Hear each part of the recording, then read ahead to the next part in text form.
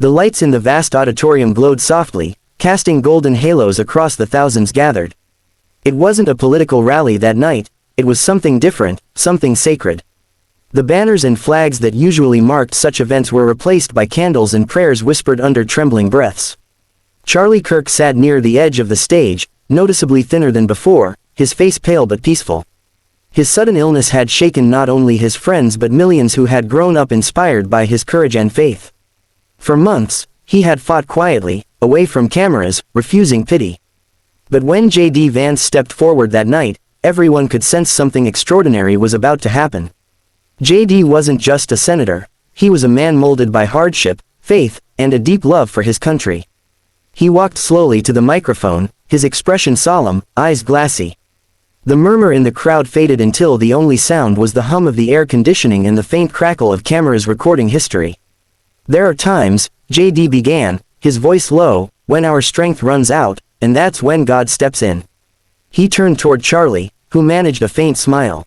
My friend here, JD continued, has carried burdens most of us could never imagine. But even in weakness, he's shown more strength than most men do in a lifetime. Tonight, I don't stand here as a senator or a speaker. I stand here as your brother. JD placed a hand on Charlie's shoulder, and his tone softened. Lord, he prayed, voice trembling, you said that where two or more are gathered, you are present. Tonight, we are thousands, united in faith. We ask you to wrap your arms around Charlie, restore his body, renew his spirit, and remind us all that your power is greater than any illness, any fear, any darkness. For a long moment, silence ruled. Then someone in the crowd whispered, Amen, and soon it echoed through the room like a wave. Some raised their hands, others wept openly. Even the most cynical journalists lowered their cameras, caught in something bigger than news. It was grace, raw and undeniable. Charlie looked up, his eyes filled with tears. JD, he whispered, his voice cracking, whatever happens, I'm grateful. Because tonight, I felt God move again. The hall erupted in applause, and that prayer, that single, heartfelt moment, would soon touch a nation desperate to feel hope again. The next morning, the media landscape was electric. News anchors debated whether JD Vance's reaction had been a moral stand or political grandstanding. Cable panels buzzed with clips from his interview, replaying his now viral line, mock a man's height if you want, but that won't lift your own. Some called it poetic, others accused him of being overly dramatic. But one thing was clear, he had shifted the conversation. AOC, never one to stay quiet, fired back on X. When you defend clowns, don't be surprised when you end up in the circus. The post shot to the top of trending lists, sparking another wave of memes.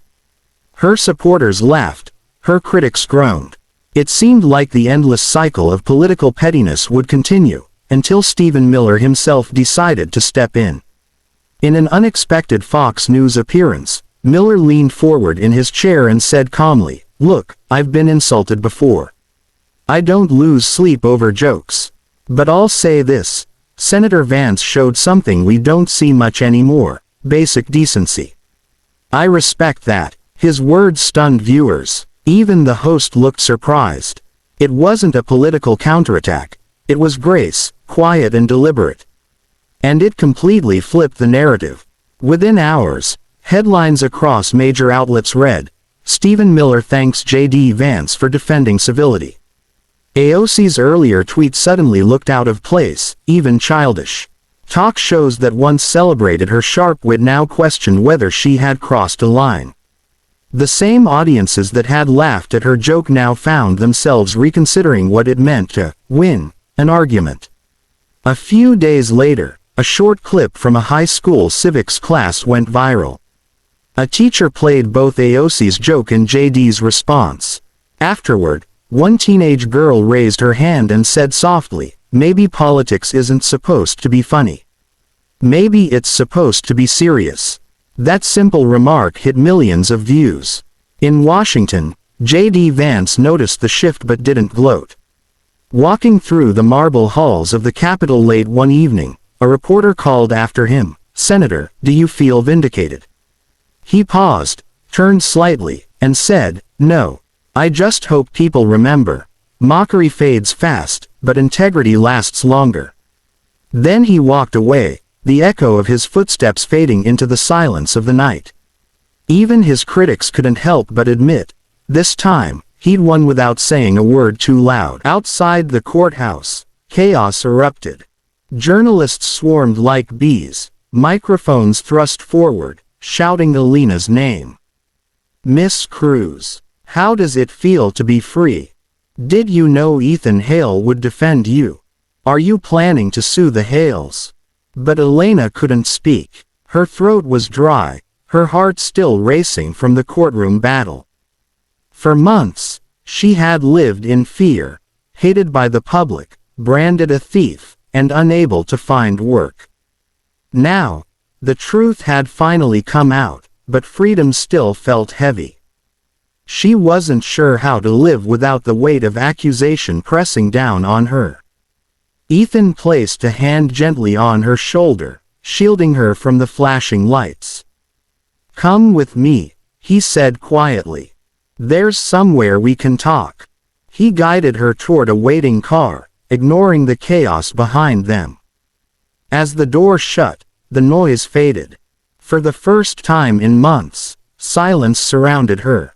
Elena turned to him, still shaken. "Why did you do it, Ethan? You risked everything. Your father's reputation, your family's name." Ethan's eyes softened.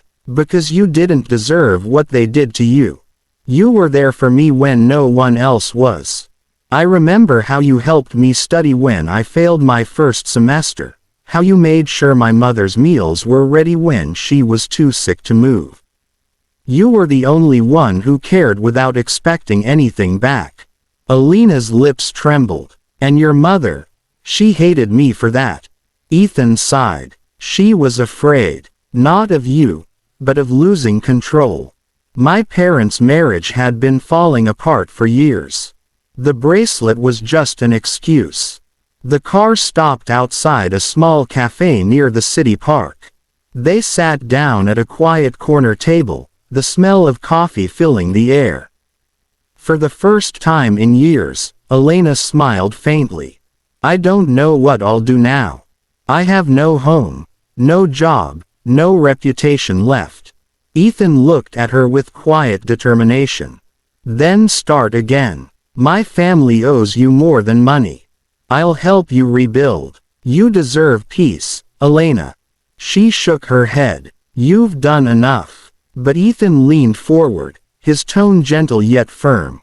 "No, the truth set you free, but now, it's time to give you back the life they stole." Outside, the sun broke through the clouds, just as the first chapter of Elena's new life began.